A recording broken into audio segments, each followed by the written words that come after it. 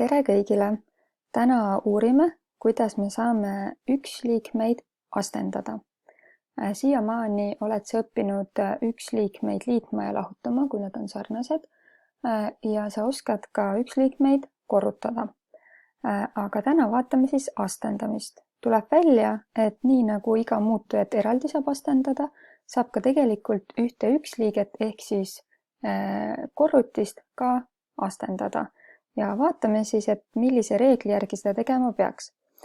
Alustame sellest, et sa pead mõistma, mis asi on astendamine. Sa tead, et astendamine tähendab iseendaga korrutamist. Nii et kui mul on astendatud üksliige 3xy 4-ga, siis sa tead, et see tähendab, et mul on korrutatud 3xy iseendaga 4 korda. Ma kirjutan selle korrutise siia välja. Ja siit edasi saame tegelikult kasutada juba üksliikmete korrutamise reeglit. Arvkordajad korrutan eraldi kokku. 3 korda 3 korda 3 korda 3 on 3 astmes 4, selle me saame välja arvutada. Muutujat x on ka 4 tükki korrutatud ehk x astmes 4 ja muutujat y on ka 4 tükki ehk y astmes 4. Kui sa nüüd vaatad seda esialgset tehet ja meie vastust, siis sa näed, et tegelikult selle astendajaga 4 astendasime me igat üksliikme tegurit eraldi. Ja paneme selle lause kirja ka, et üksliikme astendamisel astendatakse iga tegur eraldi. Ja seesama reegel saab panna kirja ka siis väikse valemina. Kirjutame selle ka. Kui üksliige on astendatud, seda saad alati aru sellest, et siin üksliikme ümber on sulud. See tähendab, et kogu üksliige on astendatud. Siis see tähendab, et sama astendajaga astendan ma igat üksliikme tegurit eraldi. Ja teeme siia juurde mõne näite ka. Esimeseks võtame üksliikme 5xy ruudus. Nüüd me ei hakka seda pikalt lahti kirjutama mitu korda, vaid saame kohe kirjutada vastuse. 5 ruudus, see on sul peast tehtav, 25, x ruudus ja y ruudus. Nii, ja teiseks näiteks on siis 1 kahendik AB, mis tuleb kuupi võtta. See tähendab, et 1 kahendik võtame kuupi, A võtame kuupi ja B võtame kuupi. Ja siin saab muidugi 1 kahendik kuubis ka välja arvutada. See on 1 kahendik korda 1 kahendik korda 1 kahendik, mis on siis 1 kaheksandik. Nii et kirjutame siis selle vastuse ka. Tavaliselt ongi nii, et kui seda arvuastet saab välja arvutada, siis tegelikult seda alati ka tehakse. Et siin esimeses ma jätsin küll tegemata selliselt, et sa seda näeksid, et see on astendajaga 4 astendatud, aga üldiselt selle arvulise astme võib alati välja arvutada. Praegult olid meil näidetes sellised üksliikmed, kus endal astet alguses sees ei olnud, vaid saime kohe hakata astendama. Nüüd tegelikult tihti on üksliikmes endas ka juba astmed sees. Nii et järgmiseks vaatamegi siis, et mis saab siis, kui mul üksliikmes on ka juba astmed ja need tuleb veel omakorda astendada. Võtame sellise näite, et üksliige on 3x ruudus y kuubis ja see on veel omakorda astendatud 4-ga. Proovime jällegi selle reegli mõistmiseks teha seda ülesannet alguses pikalt ja siis vaatame, et kuidas me saaksime selle lühema reegli siit kätte. Alustame jälle sellest, et alustame nii-öelda nagu välimsest astendamisest, et kogu üksliikme astendamisest.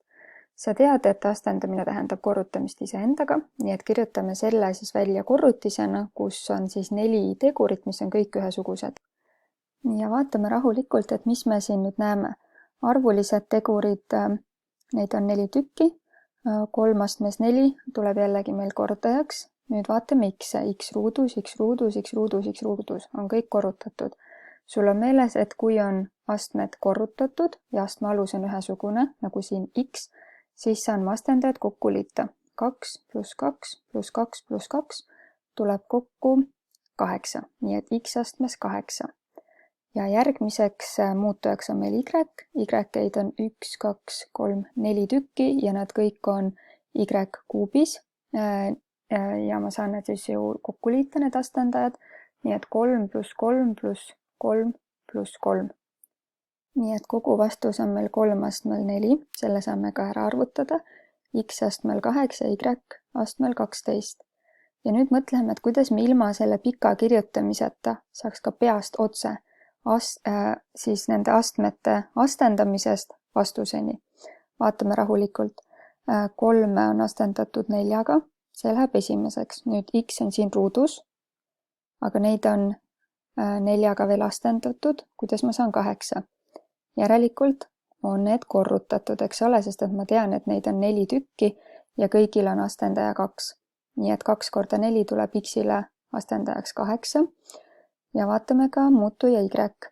Siin on astendaja alguses 3, aga seda on veel astendatud 4-ga ehk Y kuupe on 4 tükki, mis tähendab seda, et kokku on neid 3 korda 4, 12 tegurit. Astme astendamisel jääb astme alus samaks, nii nagu siin X-id, X jääb samaks ja korrutan astendajad, et saada siis uus astendaja.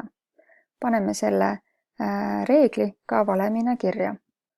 Astme astendamisel jääb astme alus samaks ja korrutan astendajad.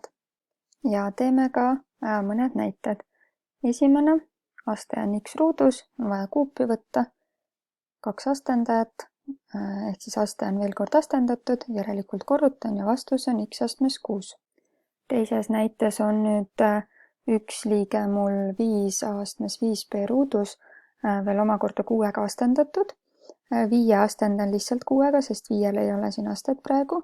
A uueks astendajaks tuleb 30 ja B uueks astendajaks tuleb 12. Ja siin näites ma selle 5 astmel 6 arvutasin siis kalkulaatoril välja ka, mis oli siis 15 625.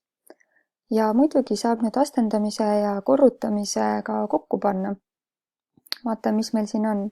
Meil on siin korrutatud 3 üksliiget, nendest 2 tükki on veel omakorda astendatud ka ja proovime nüüd sellele siis vastuse välja mõelda. Nüüd tehete järjekorra järgi sa tead, et astendamine on esimene tehe, mis tehakse, kui on siis valida korrutamise ja astendamise vahel. Nii et kõigepealt pean ma siin ära astendama ja seejärel saan ma hakata korrutama.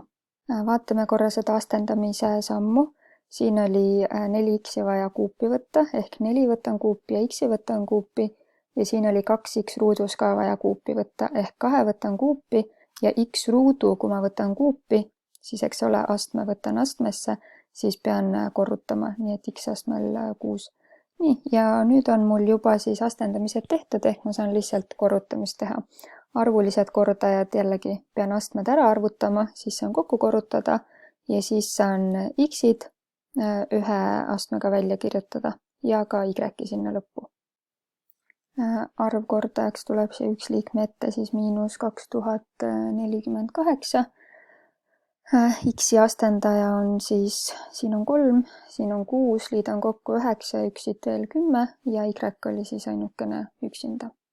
Nii, üks liikme astendamisel on siis 2 reeglit. Esiteks see, et iga tegur astendatakse eraldi. Kui on terve üks liige astendatud, ehk kui on kasutatud sulge. Ja teine reegel on see, et kui üks liikmes juba on olemas aste, mis on omakorda astendatud, siis need 2 astendajat korrutatakse, et saada siis üks aste. Nii, mõtlen nüüd rahulikult, jäta need 2 reeglit endale meelde ja ma usun, et sa saad ülesannetega hakkama.